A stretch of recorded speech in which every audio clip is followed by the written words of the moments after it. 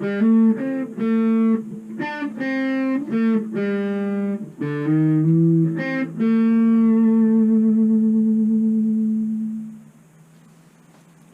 up, humans? Could speech have been the first curse released upon the evolving human species? Once we started talking, we never shut up. It even goes so far as to hear people make noise just to hear themselves make noise. How many of you have been the victim of someone who won't let you get the word in edgewise?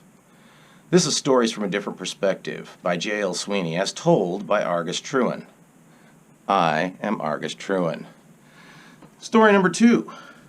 The Visitor.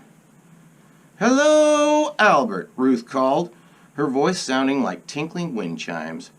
She had always thought that a lively greeting started off a visit just right. She chose a nice spot and sat down. "I have so much to tell you that I don't know where to start, and I don't really have that much time today. I still have to stop by and see Emma and Stan, and then I have to get to the grocery store before 5 o'clock.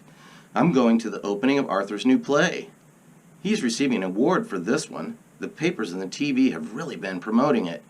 The best part is he's still that sweet boy that we've always known because he hasn't let the fame go to his head.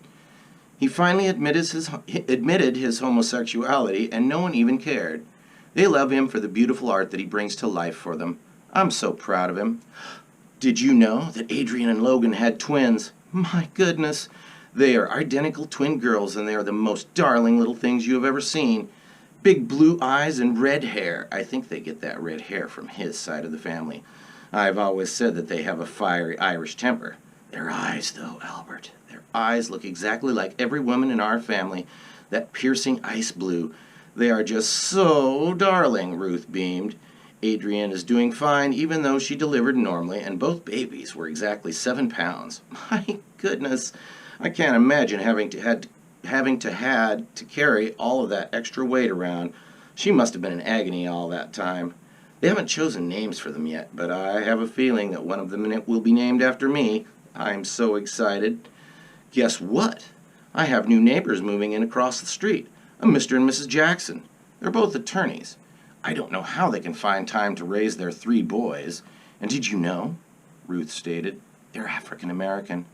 I don't know why everyone thinks they need a title these days. Quite frankly, I feel that we are all in this country together, so why do we need different titles? We are all Americans living right here in this United States of America. Of course, I believe that everyone should enjoy their own unique heritage, but I'll tell you what, Albert, if they don't stop segregating us by those titles, we are going to have one heck of a civil war on our hands one of these days." Samantha laughed at me when I mentioned that to her. She thinks that everything in our country is going along just fine and that the politicians will work everything out. She still believes that politicians work for the people. I've always agreed with you, though, Albert, that most of them are just lining their own pockets. Oh well, she'll find out the hard way someday. You just mark my words. Anyway, the Jacksons seem like nice enough people. I'm glad for them. The neighborhood needs some fresh blood in it to liven up the place. Remember those neighborhood get-togethers? There hasn't been one in quite some time. I'll have to head up the next one to welcome the Jackson family. I'll bet anything, though, that nosy old Betsy Ramgan tries to organize one before I do, but I'll beat her to the punch. I'll put that on the list of things to start first thing tomorrow morning. I don't know why she thinks she has to be the spotlight all of the time.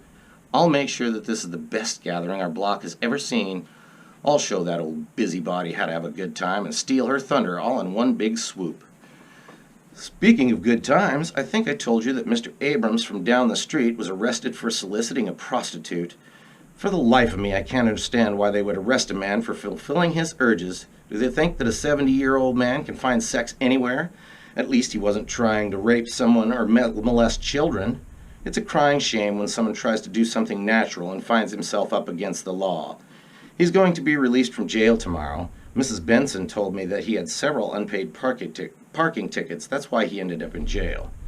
They would have let him go home if he hadn't had those. Mrs. Benson sure does have an awful lot of information about people in the neighborhood. I thought I was a terrible gossip, but I think she has me beaten hands down.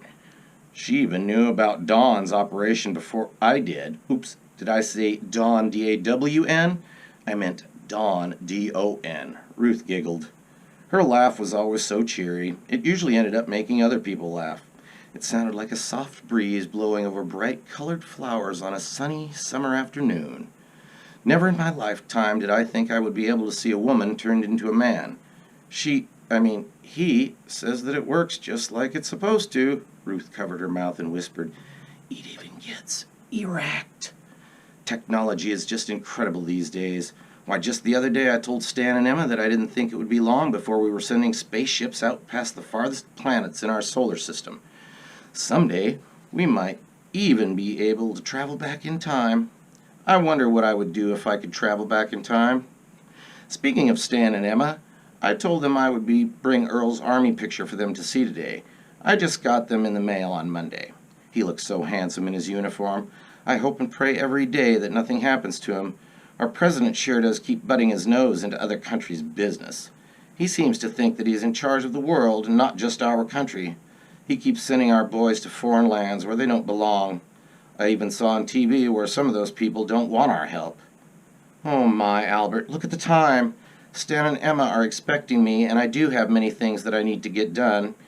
Thank you for the lovely visit today. I'll be back in a day or two when I have more to tell you. Bye-bye. Ruth stood up and straightened her dress. She turned around and began walking across the soft, freshly cut grass between the long rows of quiet headstones. She hummed merrily to herself, and her pace was quick. She couldn't wait to show off Earl's pictures. She was so proud of him. And that's the end of story number 2, humans. Stay safe. Be calm. Argus Truman is out.